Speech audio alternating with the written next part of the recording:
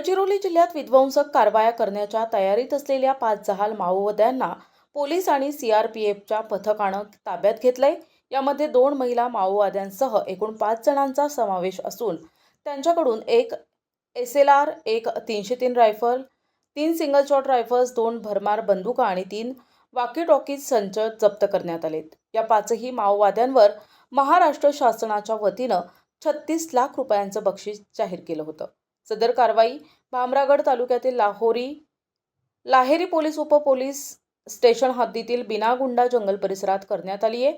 पोलिसांना मिळालेल्या गोपनीय माहितीनुसार सुमारे 50 ते 60 माओवादी घातपाताच्या उद्देशानं या भागात जमले होते।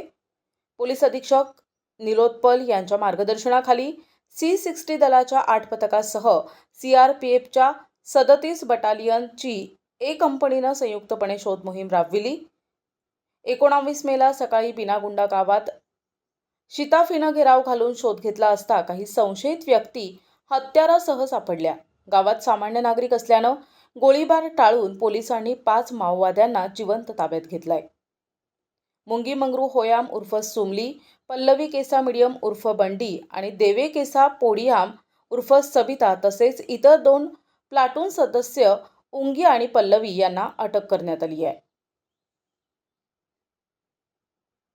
पोलीस अधीक्षक निलोत्पल यांनी यानंतर माओवाद विरोधात अभियान अधिक तीव्र करण्याचे संकेत दिले असून माओवाद्यांनी हिंसेचा मार्ग सोडून आत्मसमर्पण करून मुख्य प्रवाहात येण्याचं आवाहन केलंय।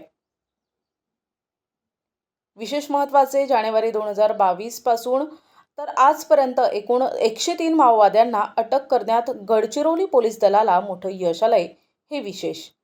प्रतिनिधी शंकर मुत्तेलवार, NTV न्यूज मराठी, अहेरी, गडचिरोली।